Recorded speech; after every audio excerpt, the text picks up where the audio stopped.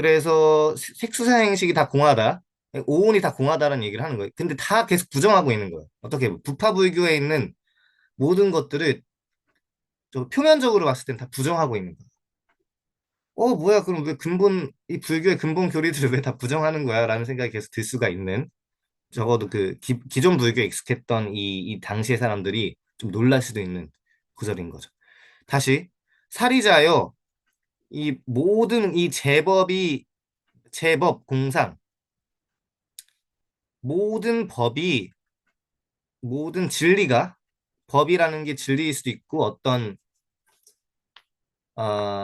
규칙, 어떤 실체, 모든 실체들, 제가 저번에 얘기했을 때 모든 게 원자들, 어떤 최소 입자들이 있어가지고 그것들이 레고 블럭처럼 이어졌다가 흩어졌다가 이런 식으로 생각을 하는 게 어떤 제법이 어떤 실체로 존재한다라고 생각을 하는데 그게 다 공이다 라고 얘기를 하는 거고, 불생불멸, 불구부정, 부정불감, 어, 얘기를 하는 게 지금 이 구절인데, 불생불멸이라고 하는 게 이 구절을 마치 그렇게 오해를 하는 사람들이 좀 많아요. 여기 이 책에서도 그렇게 해석을 잘못 생각하는 사람들이 좀 많다고 하는데, 불생불멸이 무슨 마치 반야심경의 진리를 깨닫게 된다면 넌 영생을 얻게 되리라.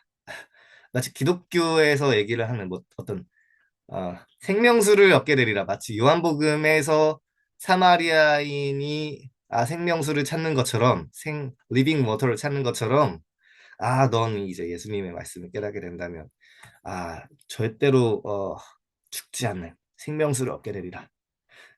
영생의 생명수를 얻게 되리라. 이런 식의 구절처럼 해석을 하는 사람들이 좀 많은데, 그 불생불멸 그게 아니에요. 이게 중도를 얘기하는 거로 생각하시면 돼요. 중도. 반야신경이나 불교나 특히 대승불교에서 얘기하는 공도 사실은 대승불교 때 나왔다고 생각을 할 수도 있겠지만 그건 맞는 얘기긴 한데, 이미 부처님께서 얘기하신 바를 쭉 밀고 나가서 그냥 공이 나온 거라고 생각을 하시면 돼요. 부처님이 얘기하신 건 그런 게 아니야. 이 부파 불교 사람들아, 서대체 일부 사람들아, 부처님의 말씀을 명시적으로 하진 않으셨지만 부처님 생각을 그대로 밀고 나가면 공이 나올 수밖에 없어. 근데 뭘 그대로 밀고 나가냐? 좀 더 명시적으로 얘기를 해서 중도를 얘기하셨잖아, 이 사람들아. 부처님께서 중도 개념을 얘기하셨잖아. 첫 시간에 제가 중요하게 얘기한 개념이 있죠, 중도. 뭐 중용, 동아시아에선 중용이라고도 얘기를 하고. 그 중도 개념을 끝까지 밀고 나가면 공이라는 게 나오지 않느냐. 근데 그 공을 통해서 이 불생불멸, 불구부정, 부증불감이라는 거를 좀 더 설명을 하는 거예요. 그러니까 공이라고 하면 오해의 소지들이 있으니까 색불이공, 공불이색 또 얘기를 하고, 제법 공상이라고도 얘기를 하고, 또 불생불멸, 불구부정, 부증불감이라고 덧붙여서 설명을 하고, 어, 여러 방면에서 공을 좀 설명을 하는 거예요. 근데 그 불생불멸이 무슨 얘기냐? 어, 이게 생겨나는 것도, 온전히 없던 게 생겨나는 것도 아니고, 있었던 게 사라지는 것도 아니고, 내 몸과 마음이라는 거를 생각을 해봤을 때, 아주 기초적으로, 마음이 완전히 영원불변한 실체로 생겨나는 건 아니죠. 그렇다고 해서 내 마음이 완전히 없어지는 거냐, 없는 셈 치는 거냐, 불멸이냐, 또 그런 건 또 아니죠. 그 중도에 무언가가 있다는 거예요. 계속 끊임없이 형성되고 흐름 속에 있는, 지속 안에서 있는 그 무언가를 공이라고 얘기를 해야 된다. 그런 얘기가 불생불멸이지, 뭐 영원히 산다, 이런 얘기가 전혀 아니다라는 거죠. 그래서 불구부정, 그래서, 175쪽에 좀, 173쪽, 우리 그 국판 기준으로, 그, 혹시나 페이지 수가 좀 다른 분도 있다고 하니까, 소제목 6, 여섯 번째, 만물은 본래 성품이 없다. 라고 하는 소제목이 있어요. 그 소제목 바로 근처에 이 구절을 좀 읽어볼게요. 모든 존재의 본질은 불생불멸이다.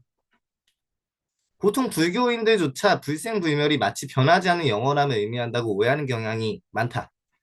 그러나 그것은 교리가 변질되어 전해진 데서 기인한다. 변하지 않는 것이 아니라 오히려 변하기 때문에 그 본질이 불생불멸이다. 이게 되게 중요한 거죠. 다들 오해하는 경우들이 생각보다 많아요. 이 불자라 하더라도 반야심경의 깨달음을 얻게 되면은 영원히 살게 되는구나. 음. 아니죠, 아니죠. 무슨 신천지 아니에요. 예. 신천지처럼 영생하는 게 아니죠. 음. 어제에서 오늘로, 내일로 우리들은 끊임없이 변해간다. 육신도 변하고 마음도 변하며 주위의 모든 것이 변해가고 있다. 다 결국 변하고 있기 때문에 영원 불변한 실체도 없고 그렇다고 완전히 사라져 있는 그러니까 진아도 아니고 진짜 나도 아니고 가짜 나도 아니고 그 중도에 있는 무언가이기 때문에 불생불멸이다라는 얘기를 하는 거예요. 어쩌면 뭐 요한복음에 있는 이 리빙 워터, 이 생명수라고 하는 것도 이런 불교적으로 해석을 해도 재미나지 않을까라는 생각도 좀 들고요. 왜냐면 생각나서 좀 얘기하다 보니까 생각이 나서 좀 공유를 하자면은 그 사마리아인이 예수님께 물 달라고 하는 그 구절이 요한복음 유명한 구절이잖아요. 그 구절은 저는 좀 인상 깊게 봤거든요. 그 구절 가지고 좀 얘기를 할 수 있는 게 좀 많은데 그 구절 가지고 제가 좀 글을 좀 써둔 게 있어요. 내가 주는 물을 먹는 자는 영원히 목마르지 아니하리니 나의 주는 물은 그 속에서 영생하도록 솟아나는 샘물이 되리라. 이 요한복음의 구절이 있잖아요. 저는 되게 불교적으로 좀 혹은 실존주의적으로 해석을 한 적이 좀 있었거든요. 이게 뭐냐면은 이런 어떤 사마리아인이 뭔가 갈구한 것들이 있었을 텐데 뭔가 돈, 명예, 쾌락 같은 그런 외부 대상을 상징한다고 할 수 있는 그런 이전에 다섯 남편이 있었다. 라고 했었던 거를 저는 아주 아주 개인적으로 어떤 특별한 어떤 근거는 없고 그냥 어떤 다섯 남편이 혹시 외부 대상을 상징하는 무언가가 아닐까. 지금 또한 새로운 남편을 두었지만 여전히 목이 마른 상태라. 그래서 무언가를 소유한다는 게 불교에서도 얘기를 하는 것처럼 온 모든 것이 다 고통이다라고 얘기를 하는 것처럼 그 모든 것이 다 고통이라고 얘기를 하는 게 unsatisfied 불만족스러운 상태가 계속 지속되는 상태다라고 해석을 한다면은 이 사마리아인의 상태가 비슷한 상태다라고 볼 수도 있겠죠. 왜냐면 무언가를 소유한다는 거는 소금물과 같아서 마시면 마실수록 삶이 더 메말라져만 가는 그런 상태인 거죠. 무언가를 소유하고자 파악하려고 움켜쥐는 순간 그거는 이미 죽어버린 상징이 되어버리기 때문이죠. 그 영어 표현에도 그 grab이 있잖아요. grab, grasp, 그 grasp 뭔가를 움켜쥐다는데 그게 곧 이해하다라는 understanding하고도 연관되어 있죠. 뭔가를 움켜쥐다가 곧 이해하다인데 근데 뭔가 아주 아주 연약한 것들, 새, 나비 같은 거 그런 거 움켜쥐는 순간 이제 죽어버리죠. 뭔가 내가 파악하려고 이해를 하려고 소위 이해를 하려고 움켜쥐는 순간 죽어버리게 되는데 수유라는 게 확실히 좀 그렇게 되는 거죠. 마시면 마실수록 더 메말라져 가는 것처럼 이 사마리아 여인의 그 삶이 좀 그런 게 아닐까.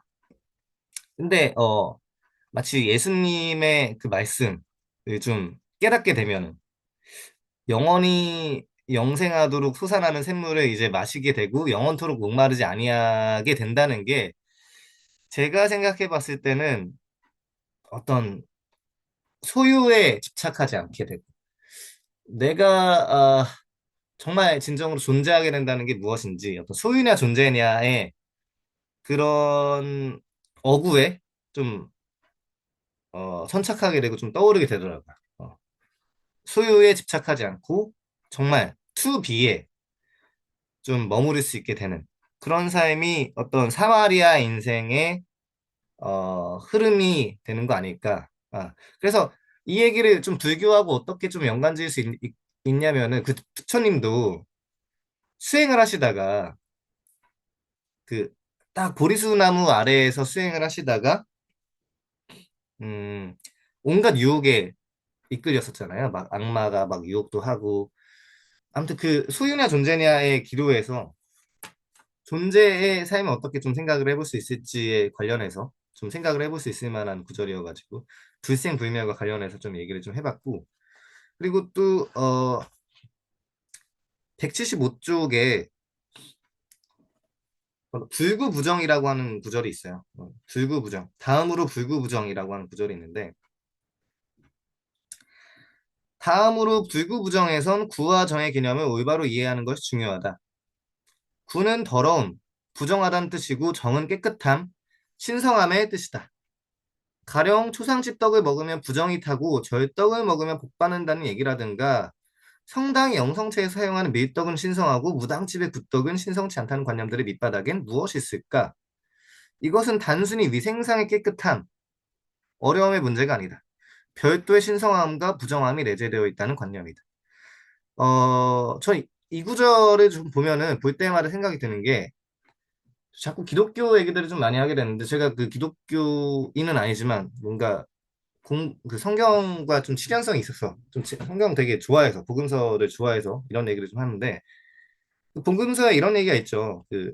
그 뭐야 그 바리새파들이 예수한테 너네하고 예수하고 너네 제자들 왜 안 씻고 손 안 씻고 먹냐라고 지적하는 구절이 있거든요. 물론 이 청결 중요하긴 한데 청결 중요하긴 한데 거기서 얘기하는 거의 본질은 뭐 그 왜 율법을 왜 지키지 않고 먹냐. 어. 율법을 지켜야 뭔가 신성하게 먹는 건데 너넨 너네는 왜 율법 안 지키고 음식을 먹냐? 라고 하는 구절이 있어. 너네 신성하지 않다. 규칙을 지키지 않기 때문에 그렇게 지적하는 구절이 있는데 근데 그때 예수가 뭐라고 얘기를 하는지 알아요? 야, 어? 뭐 안 씻고 먹는 거 뭐 어때서? 뭐 청결 당연히 중요하긴 하지만 거기서 얘기를 하는 게 야, 밖에서 나는 게 더러운 게 아니라 사람 입에서 나는 게 더 더러운 게 많다. 사람 안에서 자기 내면에서 나오는 그 말들이 더 더러운 경우들이 많다. 너네들이 뭐가 더 신성하고 뭐가 더 더럽다라고 본질주의적으로 딱 콕 집어서 얘기를 하지만 니들 입에서 나오는 게 더 더러운 경우들이 많다. 니들 입에서 누구 욕하고 누구 정죄하고 누구 함부로 판단하고 그런 경우들이 많지 않느냐? 누구 함부로 희생양으로 보이고 결국에는 사실은 그 희생양이 예수가 되긴 했지만 야 니들 입에서 나오는 게 더 더럽다. 네 스스로를 반성하라. 네 자신을 알라. 이런 얘기를 좀 했었죠. 여기서 나오는 게 저는 불구부정이 딱 그 얘기가 아닌가 싶어요. 무언가를 딱 더럽다고 얘기할 것도 없고 무언가를 딱 깨끗하다고 여기서 얘기하는 건 딱 신성하다. 그런 얘기를 생각하시면 더 좋아요. 뭔가 딱 신성하다라고 얘기할 것도 없고 무언가를 딱 더럽다고 얘기할 것도 없고 아 니들 입에서 나오는 게 더 더럽다. 네 내면에서 나오는 게 더 더럽다. 바깥에 무언가를 바깥에 외부의 적에다가 네 악을 투사하지 말라라는 얘기도 저는 좀 함축되어 있다고 생각을 해요. 다른 예수님의 얘기가 있죠. 네 안에 다른 사람의 티끌만 뭐라 하지 말고 네 안에 대들보를 좀 생각하라. 네 안에 있는 것이 더 더럽다. 그리고 오이디푸스 왕이라거나 어떤 느와르 영화 같은 거 좀 보면은 결국엔 적이 바깥에 있는 게 아니라 사실은 내 안에 우리 그룹 안에 있는 경우들이 좀 많다고 했었죠. 막 트럼프도 사실은 그 이란 전쟁의 원인 중 하나가 여러 가지가 있다고 하지만 이런 썰도 있죠. 그 요즘에 한창 앱스타인 파일 그 공개된 문건들 보고 야 이런저런 유명한 인사들이 유명한 정치인들 심지어 트럼프도 거기에 섞여져 있는 거 아니냐 거의 뭐 좀 거의 확실한 것 같은데 그걸 좀 생각해 봤을 때 트럼프가 이걸 좀 덮으려고 이란 전쟁을 하는 거 아니냐라고 하는 시사 프로그램 실제로 있더라고요. 그 온전히 그 이유만 그런 건 아니겠지만 마치 외부의 적이 딱 있는 것처럼 투사를 하지만 결국에는 내면에 있는 사실 적은 내 안에 있죠. 적은 내 안에 있고 이 내부 안에 있는 거지만 그거를 견디기 힘들어서 바깥에다가 투사해버리고 싶어 하는 것처럼 바깥 바깥에 저 반국가 세력이 저기 바깥에 있고 저 간첩이 저기 바깥에 저것만 없애버리면 우리의 문제는 다 해결되고 문제가 없어져 버리는 것처럼 하나의 희생양을 두는 거죠. 이게 르네 즈다르의 희생양 이론의 핵심이에요. 르네 즈다라고 하는 그 인류학자의 바깥에 모든 문제가 있고 저 문제만 없애버리면 우리 사회는 온전해지는 것처럼 하나 왕따를 두고 하나 희생양을 두고 하나 나락가 버리게 하고 이런 하나를 나락가 버리게 하고 캔슬 컬처의 국제적인 버전인 것 같아요. 캔슬 컬처. 저거 하나만 없애버리면 우리 사회는 온전해. 사실 지가 문제지. 이런 얘기를 하는 사람들의 특징은 지가 문제예요. 본인의 문제죠. 불구부정이 저는 그런 식으로 좀 해석할 여지들이 좀 많지 않을까 싶어요. 뭐가 나쁘고 뭐가 착하고 이런 식으로 함부로 정죄하고 별 근거도 없이 사실 근거 있다 하더라도 아주 조그만 죄인데도 불구하고 과도하게 과대 포장을 해가지고 부풀려가지고 저놈이 다 문제야 라는 식으로 다 포장해버리는 거. 그리고 연예인들 나락가 버리게 하는 것들 있잖아요.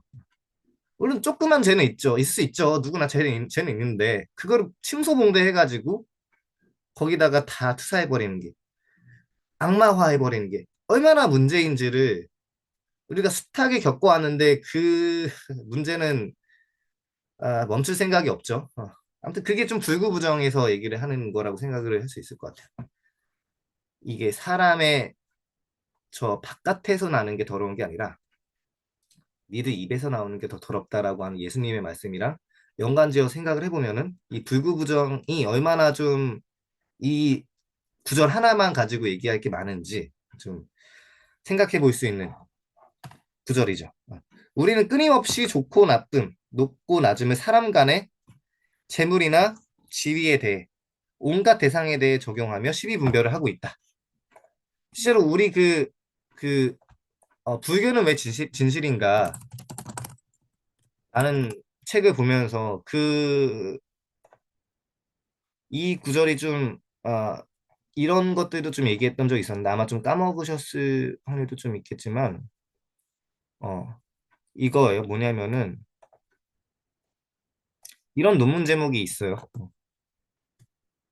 그거 좀 언급을 잠깐 하고 넘어가지고 좀 기억이 나실런지 모르겠는데, Is a refrigerator good or evil? The moral evaluation of everyday object.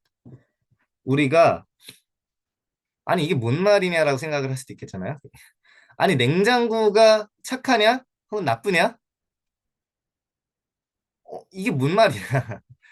있었어요. 불교는 왜 진실인가라는 책이 잠깐 언급이 됐었거나 혹은 강의에서도 많이 언급을 하셨는데 우리의 도덕적 평가는 이 사람뿐만 아니라 혹은 동물뿐만 아니라 일상의 모든 대상에 대해서도 도덕적 평가를 하는 경우들이 있어요. 어. 이 불구부정이라고 하는 게 진짜 여기서도 생각을 해볼 만한 거죠. 어, 끊임없이 좋고 나쁨, 높고 낮음을 사람 간에 심지어 재물이나 지위에 대해서도 온갖 대상에 대해 적용하면서 시비 분별을 하고 있는. 진짜 냉장고가 착하냐, 좋냐, 좋냐, 나쁘냐라고 한 도덕적 평가가 진짜로 이루어지고 있는 거예요. 어떤 일반적인 대상에 대해서 얘기를 하는 건데도 불구하고 그냥 좋죠. 저거 나쁜 거죠. 이렇게 생각을 실제로 한다니까요, 진짜로. 일상적으로 시비 분별을 아무런 것도 아닌 대상들에 대해서 우리가 하고 있어요. 어, 저 대상이 좋고 나쁘냐. 근데 우리 이거는 정말 어쩔 수 없는 게 우리의 그 뇌과학적인 어떤 해부학적인 신경해부학적인 시지각의 특성상 어쩔 수 없어요. 어쩔 수 없이 우리가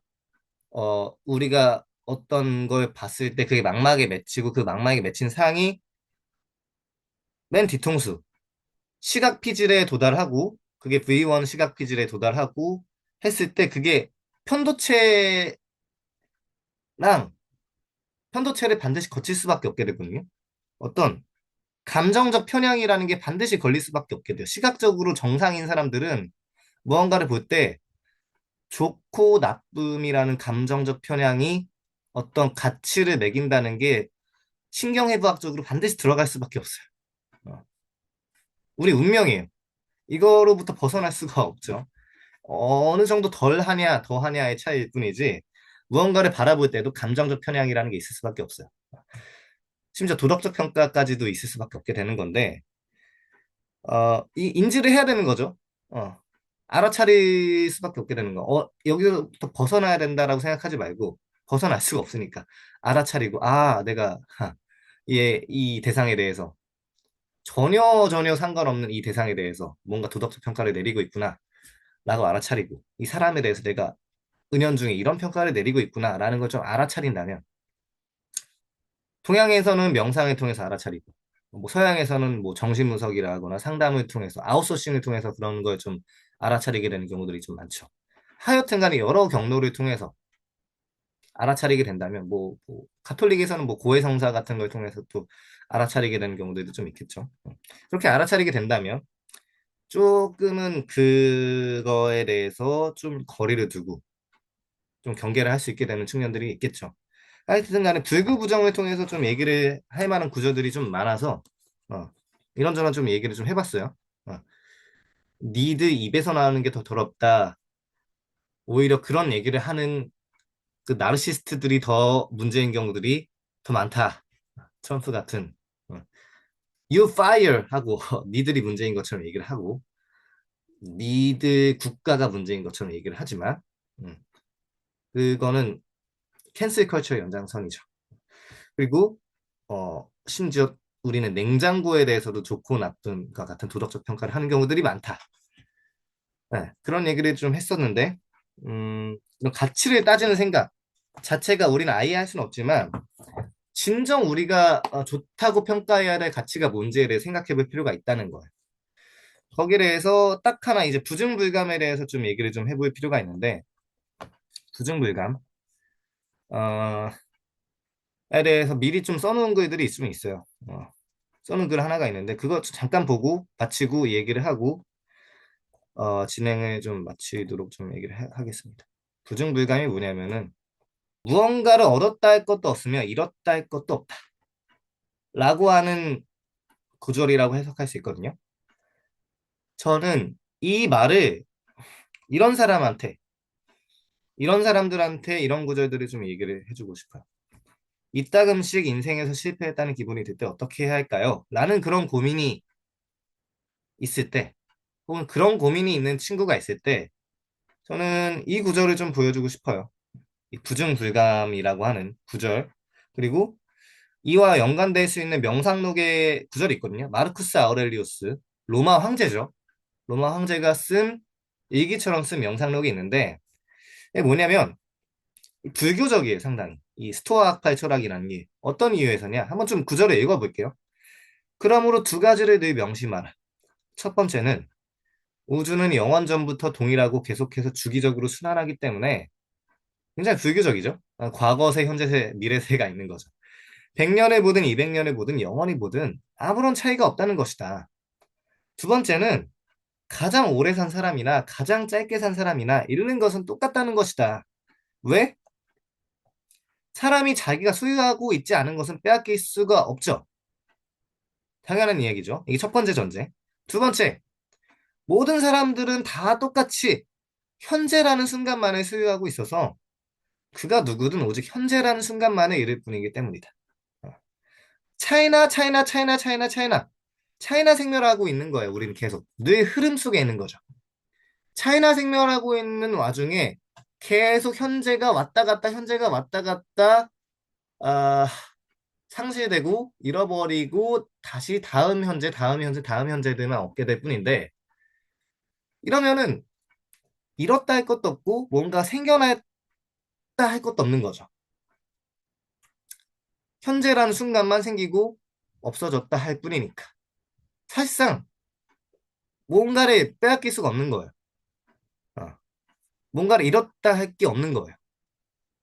자, 보세요. 무언가를 그래서 얻었다 할 것도 없고 잃었다 할 것도 없는 거죠.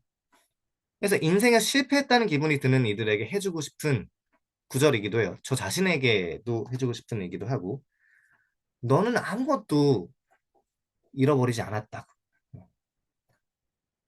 애초에 당신이 가졌던 건 아무것도 없었기 때문에. 가졌던 것이 아무것도 없으니까 잃어버렸다 할 것도 없겠죠. 설령 뭔가를 가졌다고 해봤자 겨우 현재라는 순간만 소유할 수 있을 뿐이에요. 그러나 그 현재마저도 차이나가 순식간에 지나가 버릴 뿐이죠. 차이나 생멸이죠. 결국 당신은 아무것도 잃어버리지 않은 것과 다를 바가 없는 거야. 이게 근데 과연 정말로 그럴까? 되게 현재만 있으니까 현재만 잃었다가 사라졌다 하는 거니까 하는 게 굉장히 형이상학적으로 사변적으로 와닿을 수 있는데 억지로 끼워 맞춘 주장이 아닐까? 그런 생각이 들 수가 있겠는데 그런 의심이 든다면 현실적으로 한번 좀 따져보자는 거예요. 여러분들이 그리고 우리들이 지금까지 나름대로 버티면서 살아갈 수 있게 해준 모든 그런 감사한 것들을 떠올려 보자는 거예요. 이 명상록의 그 1장을 보면은 감사의 구절이 되게 많거든요. 읽은 내내. 가족들 포함한 주변 공동체들에게 감사의 마음을 계속 표현해요. 만약에 이 책을 처음 본 사람들이 그 구절을 봤을 때, 아니, 뭐 이리 감사 표현을 하냐. 뭐가 이렇게 계속 나열돼 있어 라고 의아한 마음까지 들 수 있겠는데 아니 도대체 이 사람은 왜 이렇게 지루할 정도로 길게 감사의 표현을 늘어놓냐 거의 웬만한 연예인들 시상식 수상소가 저리 가라 할 정도로 계속 감사하대 하지만 이 책을 거듭해서 읽으면 읽을수록 이 마르크스가 그렇게까지 감사한 감정을 표출한 이유를 어렴풋이 느껴볼 수도 있을 거예요 이 사람은 이후에도 감사한 마음을 종종 표현을 하는데 이번엔 그 대상이 자연으로 확장되거든요 그 중에서도 다음 문단에 인용할 이 5권 사장의 구절은 언제 보더라도 참 기가 막혀요. 이 구절을 천천히 낭독해서 읽을 때마다 너무나 감명이 깊어서 눈물이 날 지경이거든요.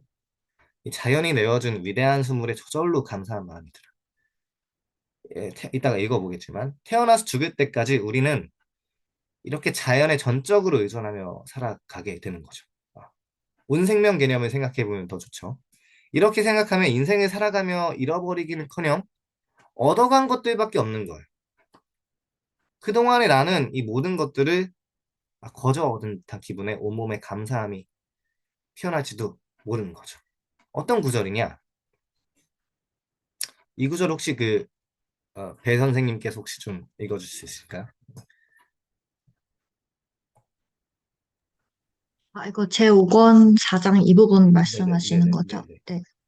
네. 나는 자연의 길을 따라 내내 걸어가다가 내가 날마다 숨 쉬어왔던 저 대기 속으로 나의 마지막 숨을 내쉰 후에 내 아버지에게 그의 씨앗을, 내 어머니에게 그녀의 피를, 내 유모에게 그녀의 젖을 대주었을 뿐만 아니라 그토록 오랜 세월 동안 날마다 내게 먹을 것과 마실 것을 공급해 주었고 내가 내 발로 무수히 밟고 다니고 온갖 용도로 써먹었는데도 여전히 나를 떠받쳐준 그 대지 위에 쓰러져서 나의 수고에서 벗어나 안식하리라. 음. 우리 삶이 이렇게 시작했다가, 이렇게 지속했다가, 이렇게 끝나는구나. 여기 자연에서 태어나서 자연 속에서 지속하면서 자연의 품에서 이렇게 죽는구나. 그런 생각을 좀 하면은 굉장히 이게 뭐 어떤 우리 인간이 아님에도 불구하고 자연에 대해서 혹은 뭐 자연을 가능하게 한 우리의 생명을 가능하게 한 모든 인간들, 뭐 생명체들에 대해서도 감사한 마음이 좀 들게 되죠. 뭐 당연한 거 아닌가라는 생각이 좀 들긴 하는데 이거를 계속 좀 주기적으로 이 생각이 좀 일깨워질 필요가 있어요. 감사하다라는 거 좀 까먹을 때가 많거든요. 저도. 아, 맞다, 그렇지. 이러면서 지금도 생각을 해보면, 아, 그렇지, 감사하다. 감동을, 감정을 계속 좀 동하게끔 이런 얘기들을 계속 좀 공유하고, 이런 모임처럼, 이런 모임이 좀 좋은 이유가 이런 얘기들을 좀 잘 공유하고, 잊었던 것들을 좀 일깨워주게 하고 하는 경우들이 좀 많기 때문에, 감사한 마음을 계속 좀 일깨우게 하는 게 여러모로 좀 도움이 되지 않느냐. 저번에도 얘기를 했던 것처럼 멜라니 클라인이라고 하는 정신분석학자가 이런 얘기를 했었죠. 거의 대부분의 많은 대부분까지는 모르겠지만 많은 정신질환의 근원은 질투와 시기심에 근거해 있고 기반해 있고 그 질투, 시기심을 이겨낼 수 있는 가장 커다란 원동력은 감사함이다. gratitude다. 어떻게 보면 뭐 종교적으로 얘기하면 은혜죠.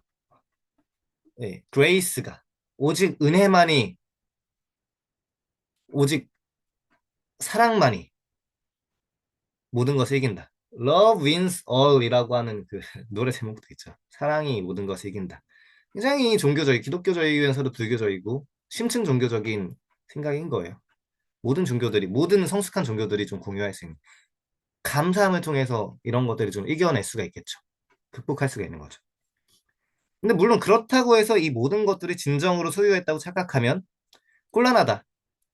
결국엔 그 모든 것도 인생을 살아가면서 잠깐 빌려 쓰고 내려놓게 될 대여물일 뿐이기 때문에. 그 이강백의 결혼이라는 그 시나리오가 있어요. 그 희곡이었나? 시나리오. 그 희곡일 거예요, 아마. 결혼. 이강백 작가의 결혼이라는 작품이 있는데 좀 인상 깊거든요. 제가 고등학교 때 잠깐 그 모의고사에서 봤던 그 작품 같은데 굉장히 인상 깊어요. 이제 결혼을 하려고 하는데 계속 내가 빌려온 것들이 빌려온 것들 빌린 것들에 대해서 이제 납품할 시간이 된 거죠.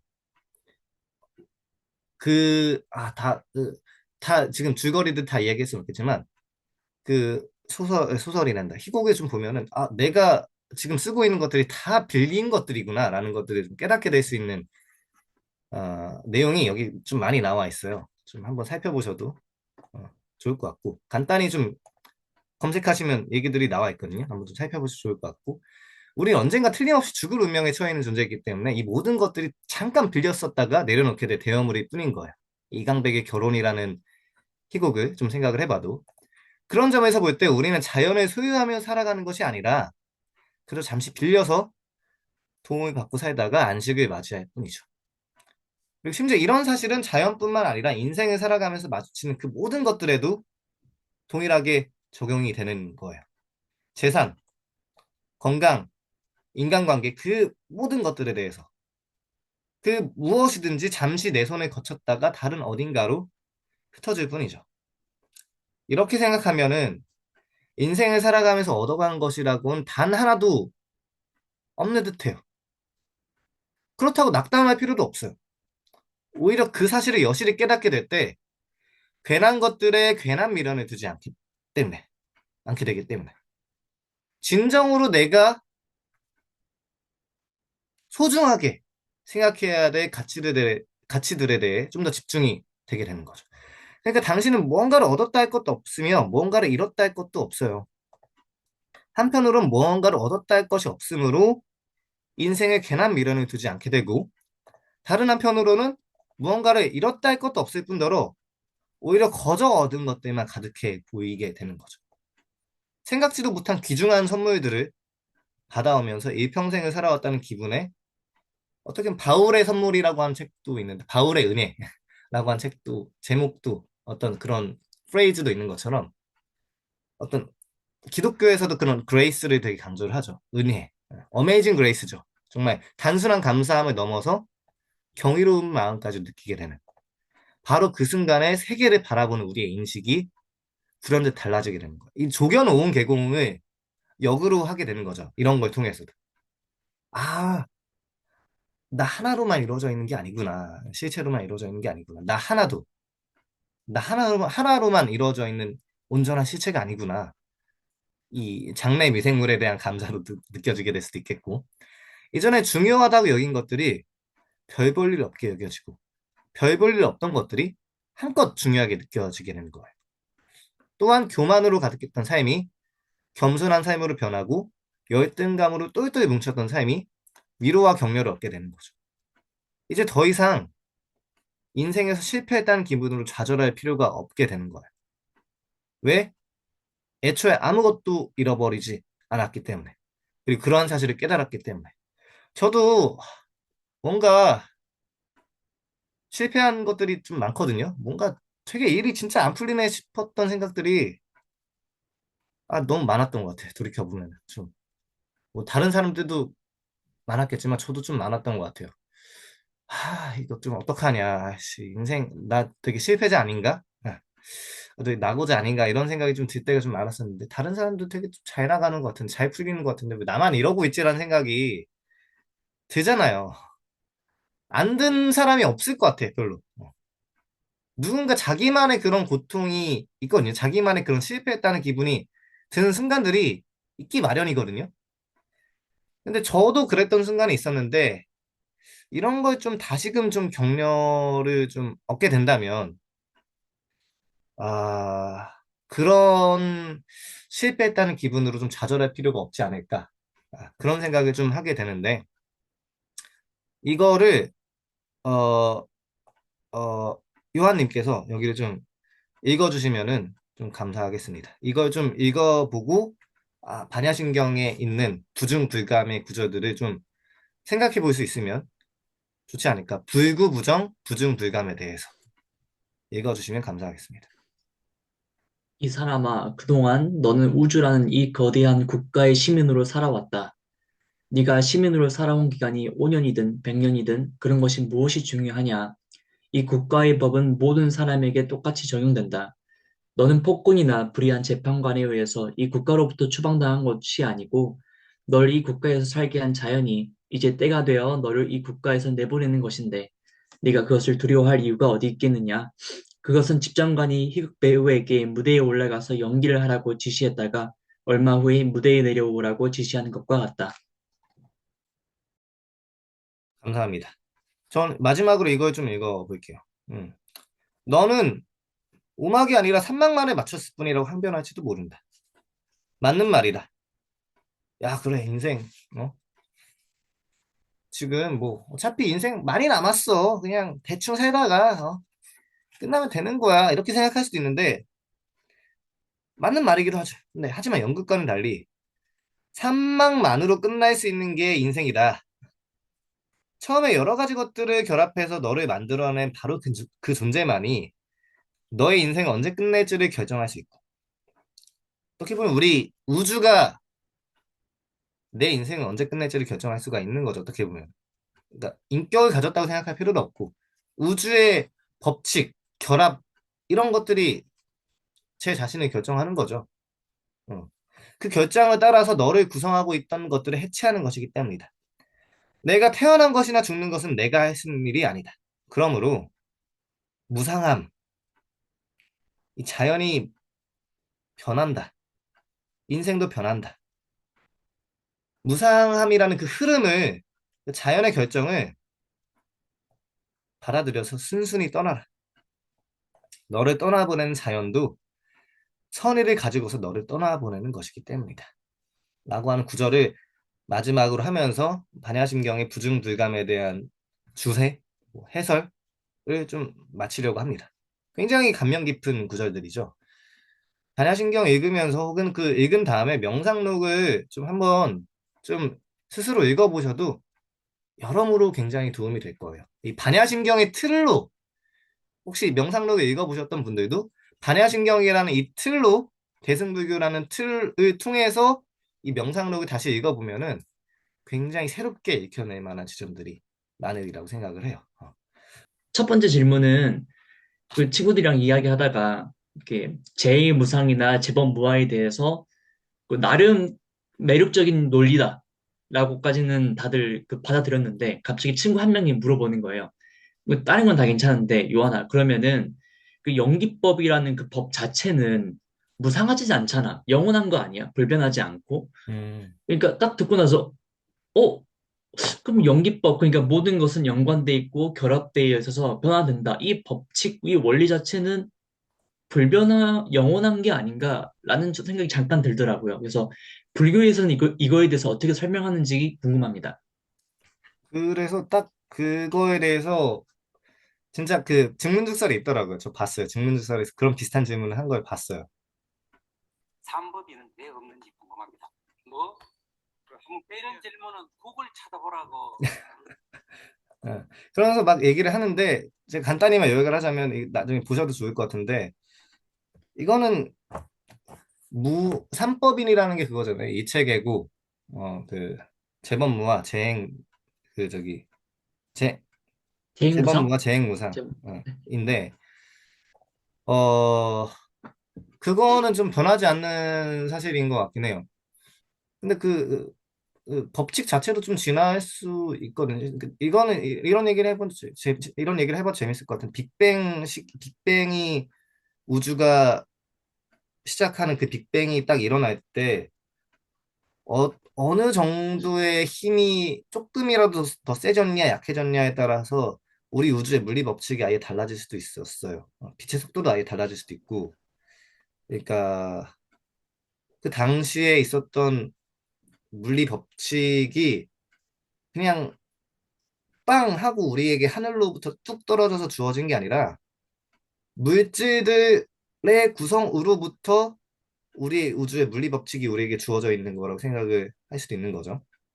그리고 진화 법칙이라고 하는 것도 어떤 생존압이라거나 어떤 환경압이라거나 주어지냐에 따라서 어떤 환경압이 주어지냐에 따라서 진화의 법칙이 어떻게 작동하는지도 굉장히 좀 다채롭게 좀 돌아갈 수가 있는 거고 그래서 법칙이 딱 위에서 딱 중력 법칙이라거나 만유인력 법칙이라거나 어떤 빛의 속도라거나 하는 게 위에서 하늘에서 뚝 떨어진 게 아니라고 생각을 한다면은 어떤 연기법이라고 하는 것도 우리가 우주가 어떻게 돌아가느냐에 따라서 그 세밀한 정도는 좀 달라질 수는 있긴 하겠죠. 근데 어떤 모든 것은 흐른다. 어떤 실체라는 게 없다. 라는 걸 받아들였을 때 연기법이 존재한다라고 하는 거는 상충하지 않는 이야기인 것 같아요. 실체로 존재하는 건 아니잖아요. 연기법이라고 하는 것도.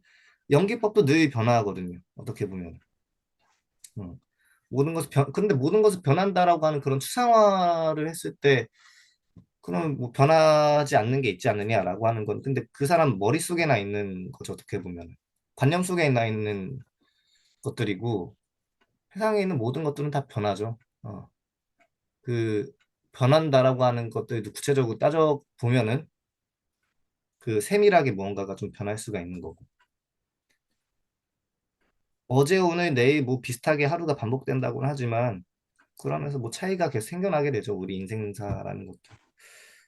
물리학 법칙 같은 것도 어떻게 보면 우주가 계속 팽창하면서 뭔가 좀 변할 수도 있는 거겠고. 중력 법칙이라는 것도. 조금 아주 미세하게 우리가 감지할 수 없을 정도 변할 수도 있는 거겠고. 연기법이라고 하는 것도. 그거 다 연기법 변하지 않는다는 거 다 실체 아니냐라고 하면. 근데 그렇게 얘기하면 또 할 말이 없지만 구체적으로 따지고 들어가 보면은 똑같은 연기라고 하는 것도 한순간 한순간마다 다 다르다. 아, 음, 연기라는 걸 실체화해서 우리가 관념화해서 우리가 받아들였을 뿐이지, 그렇게 생각하면 좀 곤란한 거죠. 일체계고, 재범무와 재행무상 같은 것들도 생각해보면은, 이렇게 비슷하게 생각해 볼 수도 있지 않을까. 무상한 방식도 다 그때그때마다 다를 것이고, 무화라는 것도 다 그 방식도 그때그때마다 다를 것이고, 우리가 인간의 머리로, 인간의 마음으로 추상화했을 뿐이지, 그때그때마다 다른 방식으로 개별화되지 않을까. 그런 식으로 얘기를 할 수 있을 것 같습니다.